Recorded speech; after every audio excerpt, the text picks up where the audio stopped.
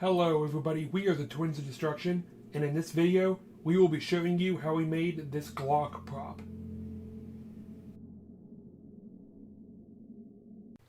To start off with the prop, we used one sheet of EVA Foam and an airsoft gun as a template. We traced out 3 layers of the airsoft gun.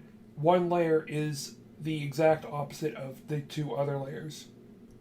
We made it like that, so whenever you put it together, all of the flat sides, which we are tracing on now, will be showing and not the rough sides, which we are showing now.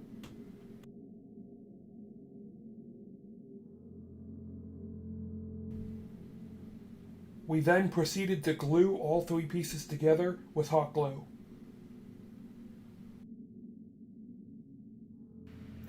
Next, we are going to get into sanding, so we wore gas masks. We had decided to use a slightly older Dremel head, only because we are trying to soften these edges and make them flush, not really sand them down like a normal Dremel head would. After sanding all the edges flush, we took a look at the airsoft gun compared to the foam gun. We realized that the airsoft gun had slightly curved edges on all of the edges. So we decided to take a Dremel and just slightly curve the edges of the pistol.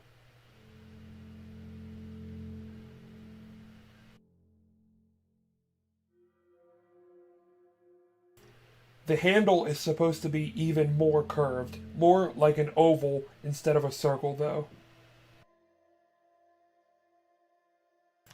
Using the airsoft gun as a guide, we were just marking up where all of the detail will go on the gun.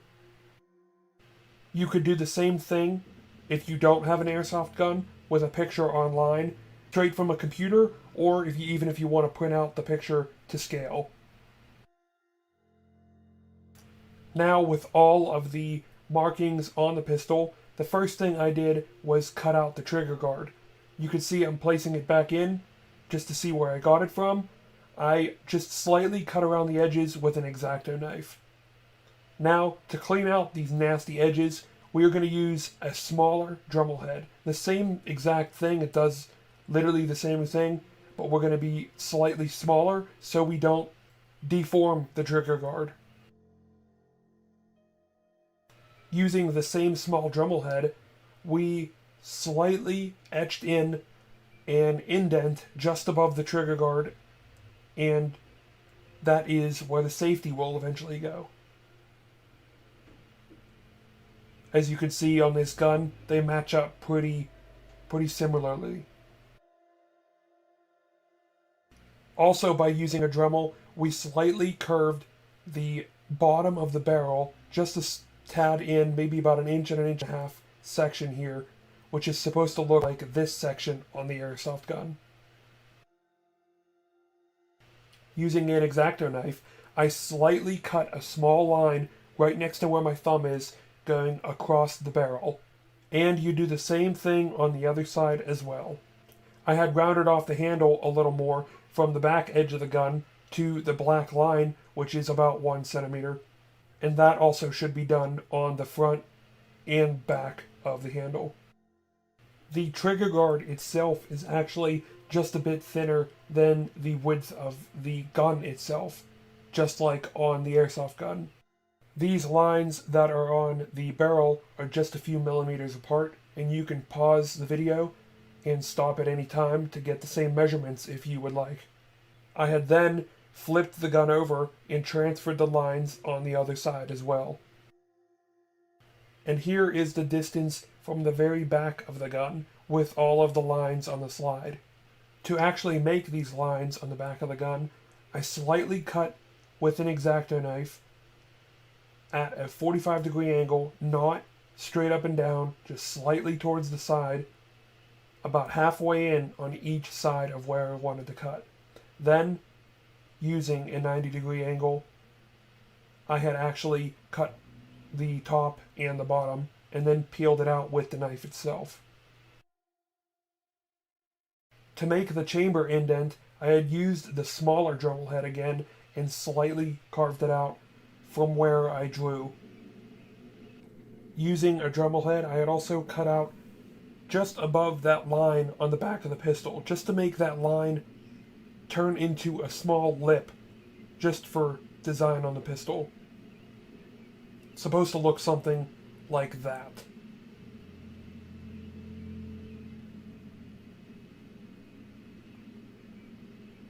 And here it is.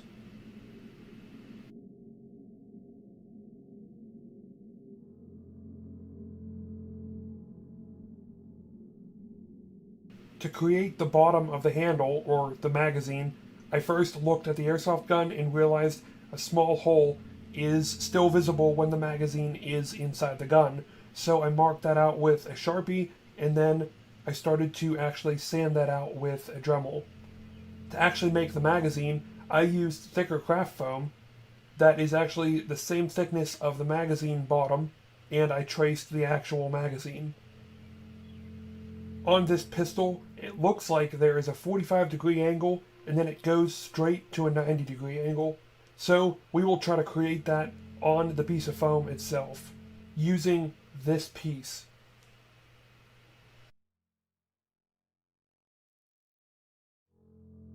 It wasn't as hard as you think it is, but after using just a small bit of patience and a Dremel head, it turned out pretty good.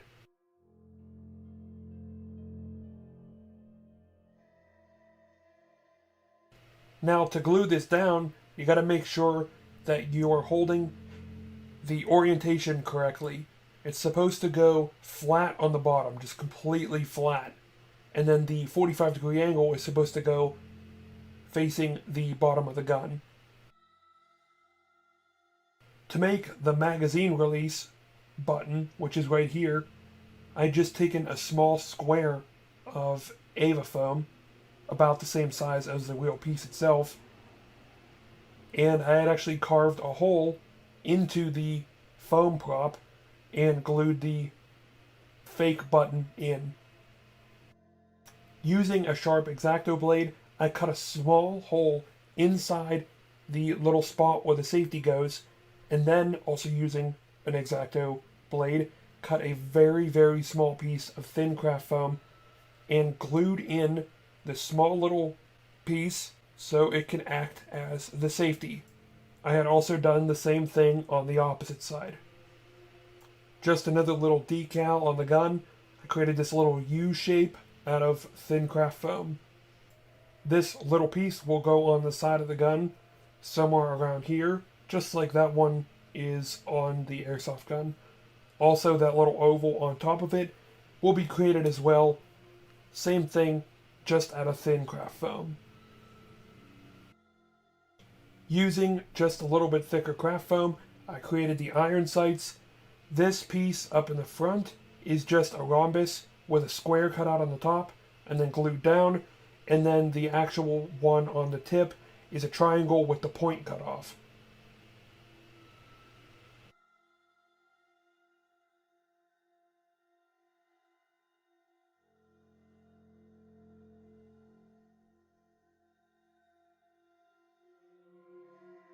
To make the barrel, I had taken the largest drill bit I have and drilled straight into the foam, which is also the same size of this PVC pipe.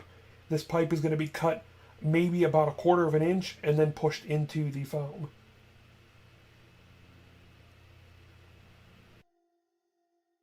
The opposite side of the mag release button is made out of thin craft foam, which is supposed to resemble that little black piece.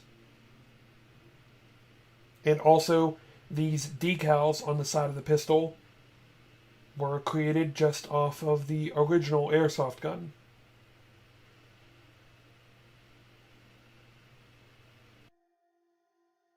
Last but not least, a trigger was made by gluing in a piece of craft foam.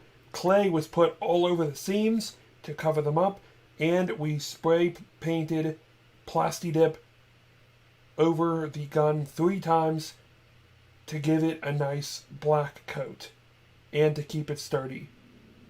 If you want to know how we covered the seams with clay, we have another video on it, and I will link it at the end of this video and in the description down below. If you like this video, make sure to like, comment, and subscribe for more. And make sure to check out our next video. Thank you guys so much for watching.